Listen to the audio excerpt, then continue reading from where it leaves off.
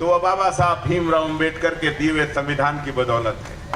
अगर समानता का अधिकार हमें दिया तो वो बाबा भीमराव अंबेडकर साहब ने हम लोगों को दिया। और आज जो हम यहाँ धरना रखे हुए बैठे हैं, ये धरना देने की हम लोगों को क्यों जरूरत पड़ी? आखिर आज इतनी गर्मी में, इतनी धूप में, 44 टेम्परेचर के अंदर इस पूरे उत्तर प्रदेश का नौजवान, किसान, गरीब, मजदूर, हिंदू, मुसलमान आज क्यों तहसीलों के ऊपर धरने के अंदर बैठा है?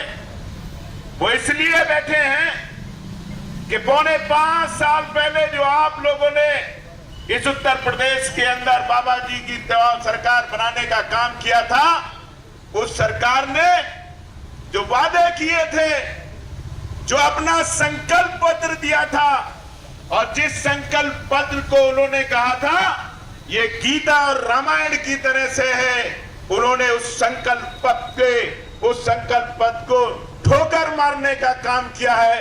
आप समझ सकते हैं कि जो गीता और रामायण के बात कहकर अपने वादों से मुकर सकते हैं तो वो कितने झूठे और मक्कार हो सकते हैं, आप अच्छी तरह से जानते हैं साहब। आप मुझे बताओ, हम लोगों को अधिकार मिला कि हम लोग हर 5 साल के अंदर अपनी पसंद का प्रधान, अपनी पसंद का बीडीसी का मेंबर, अपनी पसंद का जिला पंचायत का मेंबर, अपनी पसंद का प्रमुख, अपनी पसंद का जिला पंचायत का अध्यक्ष, अपनी पसंद का एमएलए, एमपी और सरकार बनाने का काम करते हैं। साथियों बताओ, अभी निकली जिला पंचायत का चुनाव आप लोगों ने देखा, अकेले उत्तर प्रदेश या अमरोहा जिले की बात नहीं कर रहा हूं साथियों, ये पहली सरकार है जो नैतिकता का पाठ हम लोगों को पढ़ाती थी, जो समाजवादी पार्टी के लोगों के खिलाफ वो कहती थी कि समाजवादी के लाल टोपी वाले, ये समाजवादी पार्टी के लाल टोपी नहीं, ये लाल टोपी वाले गुंडे हैं। मैं पूछना चाहता हूं भारतीय जनता पार्टी के लोगों से, बताओ, एक नामांकन करने जाती हुई बहन के कपड़े फाड़ने का काम किया, बताओ, आप लोगों ने चाहते हुए नॉमिनेशन करने वाले भाइयों को आप लोगों ने लठों से मारने का काम किया, आपके विधायक, आपके जिला अध्यक्ष लोगों के ऊपर बम फेंकने का काम किया। मैं पूछना चाहता हूं माननीय मुख्यमंत्री जी से, ये कौन सी नैतिकता थी? क्या ये शराफी गुंडे, शराफत वाले गुंडे थे? नहीं साथियों, ये वो गुंडे थे जो सत्ता और सरकार के अंदर वर्दी पहनकर और दूसरी तरह से लोगों के हक और हकूक मारने का काम कर रहे थे। साथियों मैं पूछना चाहता हूं, पहली बार हम लोगों ने देखा थानों के इंस्पेक्टर, सीओ, एसपी और डीएम और एसडीएम लोगों को फोन कर कह रहे हैं तेरा घर गिरा दिया जाएगा, तुझे जेल भेज दिया जाएगा, तेरे ऊपर मुकदमे लगा दिए जाएंगे अगर तूने भारतीय जनता पार्टी को वोट नहीं दिया, अगर तूने भारतीय जनता पार्टी से अलग वोट देने का काम किया। साथियों आप मुझे बताओ, क्या लोकतंत्र में पुलिस का काम लोगों को वोट पड़वाना है या कानून व्यवस्था करना है? क्या डीएम एसपी का काम वोट पड़वाना है या लोगों को सुविधाएं उपलब्ध कराना जिला प्रशासन का काम होता है? लेकिन इस उत्तर प्रदेश का चुनाव भारतीय जनता पार्टी के साथ साथ पुलिस प्रशासन और इस प्रशासन ने लड़ने का काम किया है साथियों। और कह दिया है अखिलेश यादव जी ने, उन्होंने कहा कि कोई बात नहीं, ये लोकतंत्र है, अगर लोकतंत्र के अंदर जनता का फैसला समाजवादी पार्टी के हक के अंदर आता है तो यकीन रखना साथियों, ऐसे अधिकारी, ऐसे लोग जिन्होंने बेईमान कर बहनों को बेइज्जत करने का काम किया है, जिन्होंने महिलाओं के कपड़े फाड़ने का काम किया है, उनको, ऐसे लोगों को सजा देने का काम समाजवादी पार्टी की सरकार करेगी। मैं आपसे कहना चाहता हूं साथियों, आप मुझे बताओ, हम लोग सरकार क्यों चुनते हैं? क्या किस लिए सरकार का चुनाव होता है? कि सरकार हमारे नौजवानों को रोजगार दे, सरकार हमारे बच्चों के लिए तालीम का इंतजाम करे, सरकार हमारे माँ बहनों और बुजुर्गों के लिए अच्छी स्वास्थ्य सुविधाओं का काम करे, सरकार किसानों के लिए बिजली, पानी और खाद का इंतजाम करे। सरकार हमारी माँ बहनें, वो माँ बहनें जो बेवा हो गई हैं, जो विधवा हो गई हैं, उनके पास उनके बच्चों का सहारा नहीं बचा है, वो बहनें जिनके पास उनके घर चलाने के लिए नहीं है, उनके लिए सरकार कोई ऐसी योजना और स्कीम लाए कि उनका घर चले, वो इलाज करा सके, अपने त्योहार बना सके। मैं पूछना चाहता हूं साथियों, आप मुझे बताओ, यहां पर बैठे हुए और खड़े हुए क्या हमारे वो वकील साहिबान हो और ये टोपी लगाकर, वर्दी पहनकर जो हमारे पुलिस वाले भाई खड़े हैं, मैं दावे से कह सकता हूं ये कोई अंबानी अडानी के बेटे नहीं हैं। ये पुलिस वाले या डीएम, एसडीएम कोई किसी उद्योगपति के बेटे नहीं हैं। ये वकील ये किसी उद्योगपति के बेटे नहीं हैं। अडानी अंबानी के बेटे होते तो यहाँ पर खड़े होकर पुलिस की ड्यूटी नहीं कर रहे होते। ये उन किसानों के बच्चे हैं, इनके माँ बाप भी गरीबों की तरह से जमीन का सीना चीरकर 2 वक्त की रोटी अपने परिवार को चलते हैं। मैं आपसे जरूर कहना चाहूंगा अपने पुलिस वाले साथियों से कि जब किसानों के ऊपर आपका डंडा चलता है, जब नौजवानों के ऊपर आपका डंडा है, आपका भाग्य अच्छा था या आप पढ़े लिखे ज्यादा अच्छे थे, आपको नौकरियां मिल गई, लेकिन इस उत्तर प्रदेश के अंदर अगर 40 लाख नौजवान बेरोजगार फिर रहा है और उस बेरोजगार नौजवान पर आप लाठी चलाते हो, तो लाठी चलाने से जरूर ये पहले सोच लिया करो, सरकारें बदलती रहती हैं, लेकिन जिन पे लाठी उठा रहे हो वो भी आपकी तरह आपका भाई है, आपकी तरह आपका बेटा है। जिस तरह से यहाँ पर अधिकारी बैठकर गरीबों के खिलाफ मुकदमे लिख रहे हैं, मुकदमे लिखने से पहले यह जरूर सोचा करो कि जिस गरीब किसान के खिलाफ मुकदमा लिख रहे हो, क्या उसे गन्ने का रेट मानने का हक नहीं है। मैं पूछना चाहता हूं डीएम, एसडीएम साहब से, बताओ ये चीनी मिल है चंदनपुर की, ये है चीनी मिल आपकी हसनपुर चीनी मिल, ये है धनौरा चीनी मिल, क्या कसूर है हम किसानों का?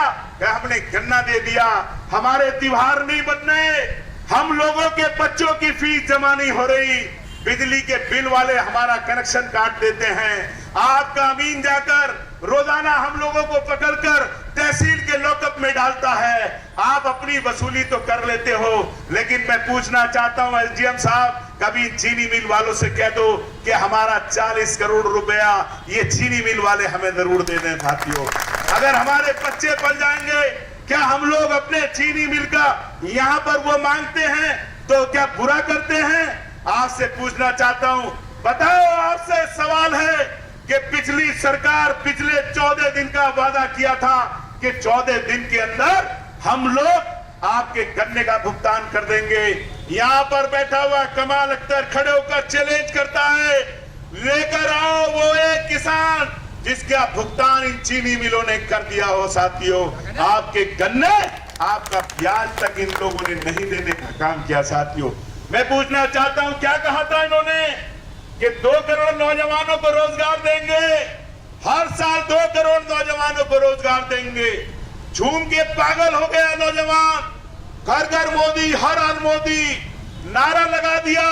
सारे नौजवानों ने सोचा 15 लाख हमारे खाते में आएंगे। मैं आप लोगों से पूछना चाहता हूं साथियों, बताओ 7 साल के अंदर 14 करोड़ रोजगार आने चाहिए थे, 14 करोड़ नौजवान। मैं पूछना चाहता हूं साथियों, उत्तर प्रदेश सबसे बड़ा सूबा है, उत्तर प्रदेश के अगर बात तो पूरे देश के अंदर सारे नौजवानों को रोजगार, तो 4 करोड़ नौजवानों को रोजगार हम लोगों के उत्तर प्रदेश के अंदर मिलने चाहिए थे। बात तो 80 जिलों के अंदर 4 करोड़ को हर जिले के अंदर कम से कम 15-20 लाख नौजवानों को रोजगार मिलना चाहिए था। बात तो 20 लाख को पूरे जिले और गांव के अंदर, तो इस हसनपुर के अंदर कम से कम 20,000 लड़कों को नौकरी मिलनी चाहिए थी। तुम्हारे बांसके के अंदर, आपके आदमपुर के अंदर, हर गांव के अंदर कम से कम 100 लड़कों को नौकरी मिलनी चाहिए थी। कमाल अख्तर पूछता है, जब आए बीजेपी वाले तो इनसे पूछना, बता दो कोई बेचारा अपना रेस लगाकर कहीं पर नौकरी पा गया हो तो बात अलग है, लेकिन कोई एक गांव के अंदर अगर 10 लड़के लाकर आप लोग दिखा दो जिन्हें 7 साल के अंदर इस बीजेपी की सरकार ने नौकरी दी है, तो कमाल अख्तर आज ही राजनीति से संन्यास लेने की घोषणा कर देगा। मैं कहना चाहता हूं नौजवान साथियों, आप पढ़े लिखे हो, सोशल मीडिया का जमाना है, आप पढ़े लिखे होने के बावजूद इन धोखेबाजों के बहकावे में आ गए। साथियों मैं पूछना चाहता हूं, साथियों बताओ, आप मुझे बताओ, अभी महामारी आप बड़ी मुश्किल से, मैं धन्यवाद देता हूं भाई, पता नहीं योगी जी का मन कैसे फिसल गया, कैसे पिघल गया कि इस बार हम लोगों को यहां आने दिया, हम लोगों को धरना लगाने दिया। नहीं तो आलम यह था कि समाजवादी पार्टी ने धरने का नाम लिया, पता चला समाजवादी पार्टी पूरी पुलिस सारे काम धाम छोड़कर समाजवादी पार्टी के नेताओं के घरों पे जाके बैठ गई और आए तो जबरदस्ती गेट के अंदर नहीं घुसने दिया, लाठीचार्ज, मुकदमा।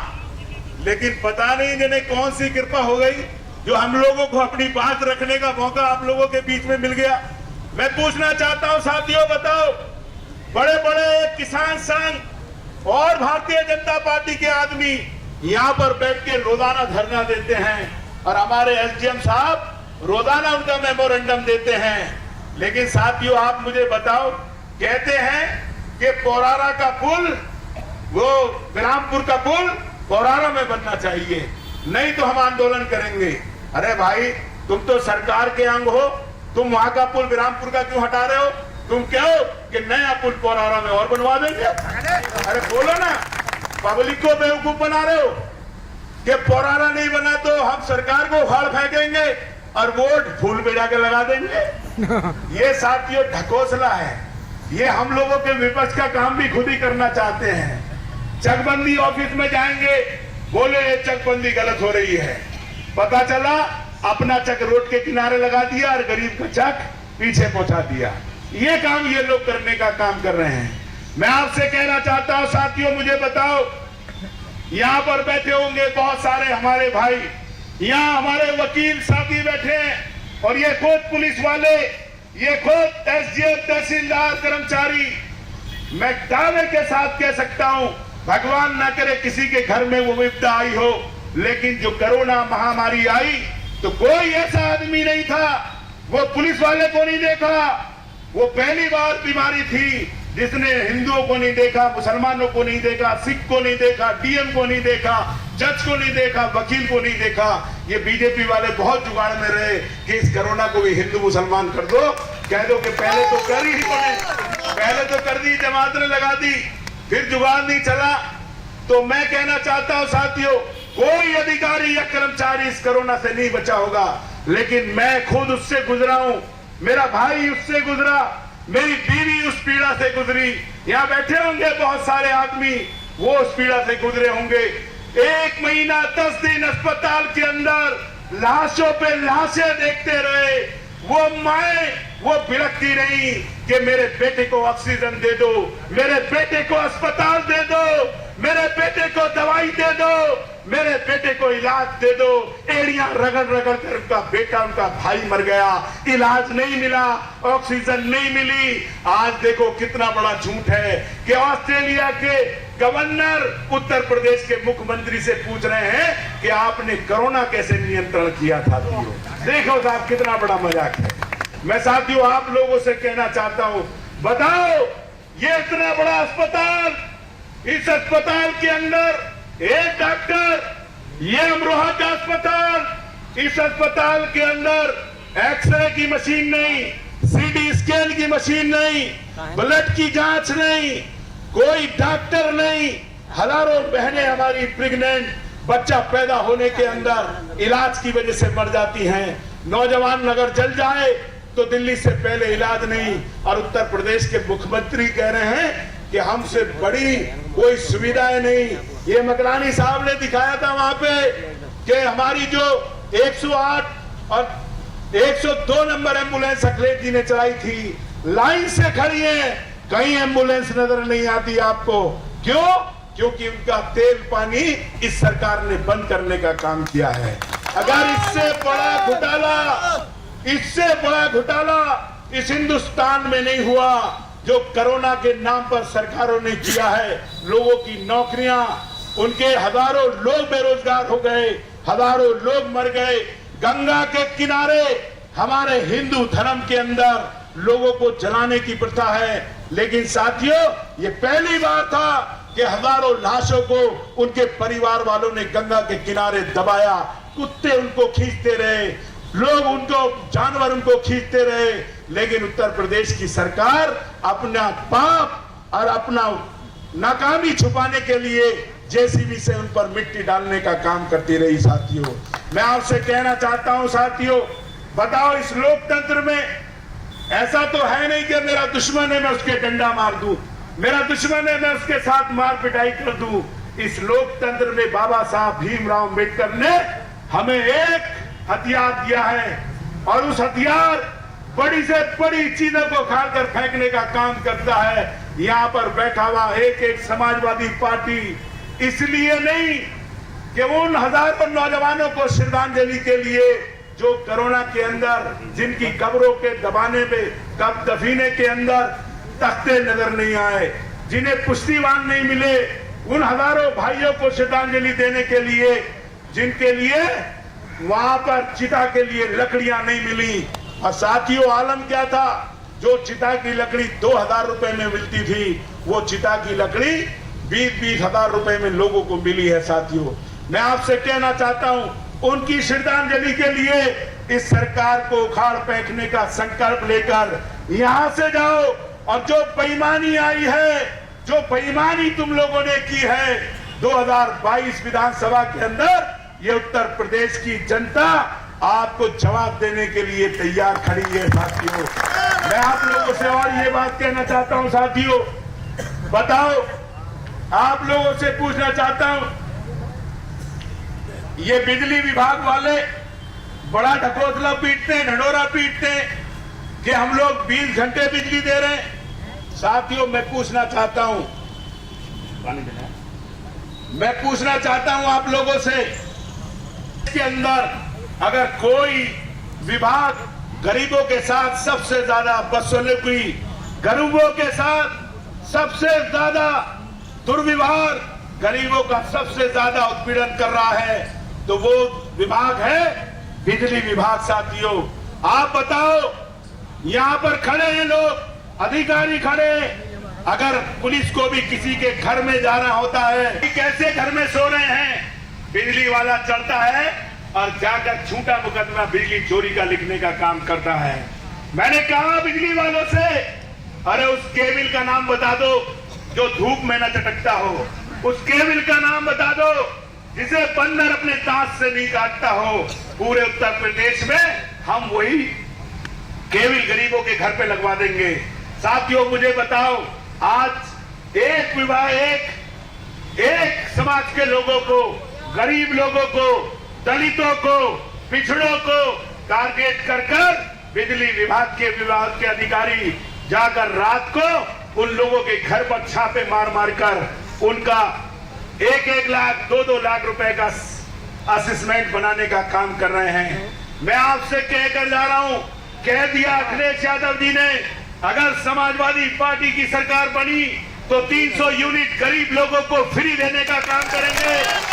और एक और मैं आप लोगों से कहना चाहता हूं कि जिन गरीब लोगों के खिलाफ इन बिजली वालों ने झूठे मुकदमे लिखे हैं, कमाल अख्तर आपसे वादा करता है, और मैंने इनसे कहा था कि एक्शन साहब याद रख लेना, जेई साहब याद रख लेना, अगर समाजवादी पार्टी की सरकार बनी तो बुंदेलखंड में भी हो गए, तो बुंदेलखंड से लाकर तुम्हें इस गरीब के साथ इंसाफ करना पड़ेगा, इस गरीब का पैसा लौटाना पड़ेगा। ये वादा कमाल अख्तर से करता है। मैं पूछना चाहता हूं गरीब किसानों से, बताओ जब समाजवादी पार्टी की सरकार थी तो लोग कहते थे भूड़ के अंदर मूंगफली के अलावा कुछ नहीं होता। बताओ आज कमाल अख्तर खड़े होकर कहता है अगर भूड़ के अंदर गन्ना हो रहा है, अगर भूड़ के अंदर आलू हो रहा है, अगर भूड़ के अंदर गेहूं हो रहा है, अगर भूड़ के अंदर पीपल मंड हो रहा है, तो इसलिए हो रहा है कि जब मुलायम सिंह यादव की सरकार बनी और जब अखिलेश यादव की सरकार बनी तो 7,000 रुपए में 27,000 हम लोगों ने ट्यूबवेल लगवाने का काम इस क्षेत्र के अंदर किया। साथियों, आप बताओ, बड़ा धरना देते हैं ये किसान संघ वाले, अरे जाओ मुख्यमंत्री जी के पास, चैलेंज करता है कमा लगता तुम्हें, जाओ जाकर सामान्य योजना ट्यूबवेलों की चालू करा दो। जो ट्यूबवेल 7,000 रुपए में लगता था, आज वो ट्यूबवेल 2 लाख और 1.5 लाख रुपए में लग रहा है। साथियों, कमाल अख्तर कह कर जाता है किसानों के मीटर लग रहे हैं। अब जो किसान ट्यूबवेल चलाता था 9,000 सालाना देता था, अब वो 18,000 रुपए कर दिया। अब 18,000 भी छोड़ दो, मीटर लग गया, मीटर में कहेंगे चोरी कर रहा है, 40,000 रुपए महीना तुमसे देने की तैयारी है। साथियों, मैं कहकर जा रहा हूं, अगर समाजवादी पार्टी की सरकार बनी तो ये जो गरीब किसानों की सामान्य योजना है इसको अगले दिन चालू कराने का काम समाजवादी पार्टी करेगी। ये जो इन्होंने गरीबों के बिल बढ़ाए हैं 60%, इसको घटाने का काम करेगी। मैं आप लोगों से यही अपील करता हूं कि आप जहां पर आए हुए जितने भी हमारे नौजवान हैं, जितने हमारे साथी हैं, अब बताओ, तुम बीजेपी जैसी षड्यंत्रकारी पार्टी से लड़ने की तैयारी कर रहे हो, अब 2 घंटे धूप में नहीं बैठ सकते, तो बताओ कैसे काम चलेगा। ये पत्रकार यहाँ का फोटो नहीं दिखाएंगे, यहाँ का फोटो नहीं दिखाएंगे भाई, यहाँ का फोटो दिखाएंगे जो बीच वाला है, ये वाला फोटो। इसलिए तुमसे कह रहा हूँ यहाँ पे बैठ जाओ, 2 मिनट की बात और है। जो धरने में आए यहाँ बैठो, बीच में जो आए धरने में इन्हें पता चल जाए, बैठो। ये बीच वाला पता कर कराओ, बैठो। थोड़ा कर दिया, कहीं किसी बीजेपी वाले ने दारू पी के मूत्रदान कर दिया तो उसे इतना बड़ा छापते हैं कि आज फला विधायक जी ने क्षेत्र के अंदर मूत्रदान किया। और अगर हम इतनी बड़ी तादाद में धरने वाला है तो इतना सा लिखेंगे, किसानों का उत्पीड़न नहीं होने देंगे। और फोटो छापना हुआ तो वही वाला छापेंगे, बीच वाला, इधर वाला नहीं छापेंगे। लेकिन हमारे पत्रकार अच्छे हैं बेचारे, आपसी संबंधों में मामला चला देते हैं। मैं साथियों आप लोगों से यही कहना चाहता हूं और मैं प्रशासन के अधिकारियों से बताना चाहता हूं, मेरे बाद मेमोरेंडम पढ़ के सुनाएंगे। जो भी अधिकारी यहाँ पे है, हम लोगों ने उन्हें टाइम दिया था 12:30 बजे का, 4 मिनट बाद 1 बज रहा है। वो कोई जो भी अधिकारी एसडीएम या तहसीलदार यहाँ पर हो, हमारा मेमोरेंडम करे। अगर वो नहीं आएंगे तो 1:15 बजे हम देने उनके दफ्तर पर चले जाएंगे पूरी तरह। साथियों आपसे यही कहना चाहता हूं। और अभी हमारे साथी ने एक शेर पढ़ा, क्या जैनुल आबदीन ने, कि समाजवादी की मां गद्दार पैदा नहीं करती। लेकिन मेरे भाई तेरा छेद कुछ छूटा छूटा हो रहा है, छूटा छूटा हो रहा है। बड़े बड़े गद्दार हैं, बीजेपी ने हमारे अंदर भी भेज दिए हैं कुछ गद्दार, इन्हें भी खोजना पड़ेगा।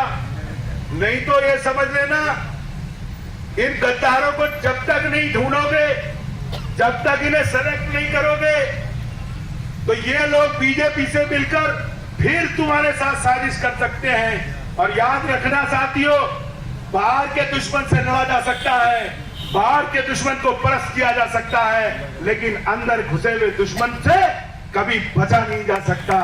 इसलिए मैं आपसे कह रहा हूं, सब समाजवादी पार्टी के लोगों से मैं एक अपील करना चाहता हूं। 5 साल उत्पीड़न झेला आप लोगों ने, 5 साल डंडे खाए आप लोगों ने, 5 साल मुकदमे झेले आप लोगों ने, 5 साल आप लोगों ने अन्याय किया।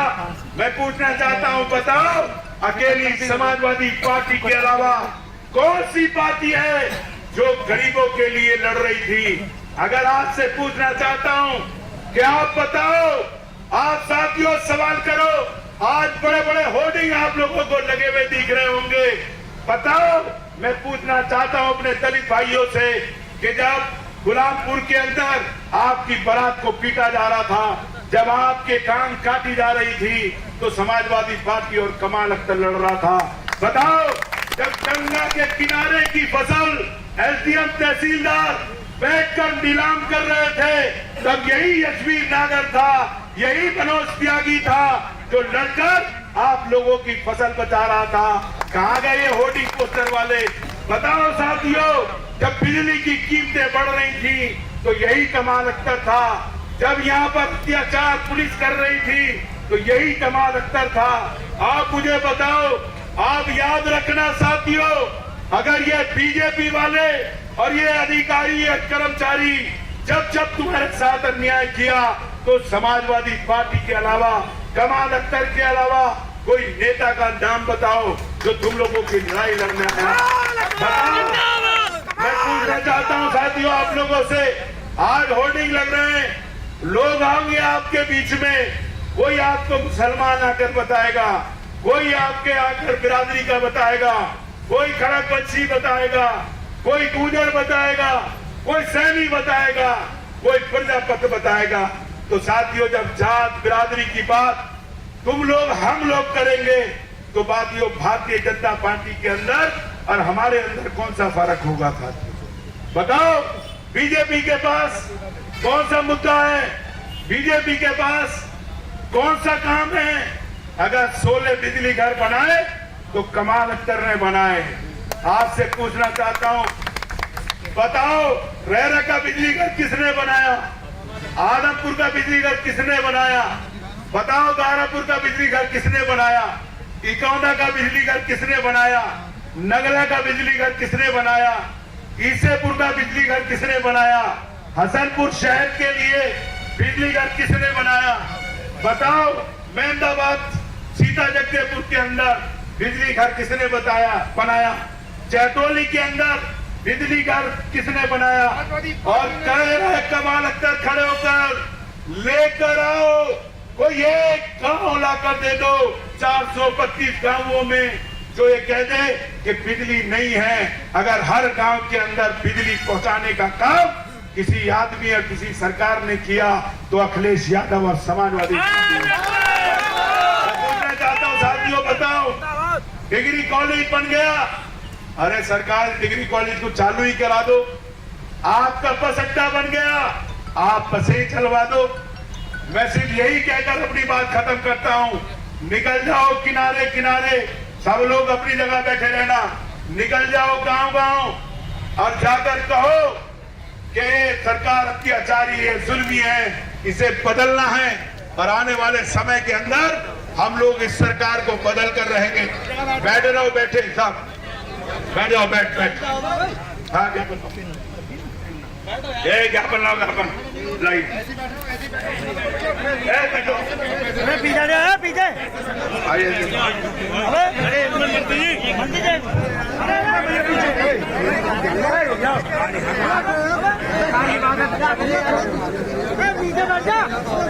हो गया ले लो।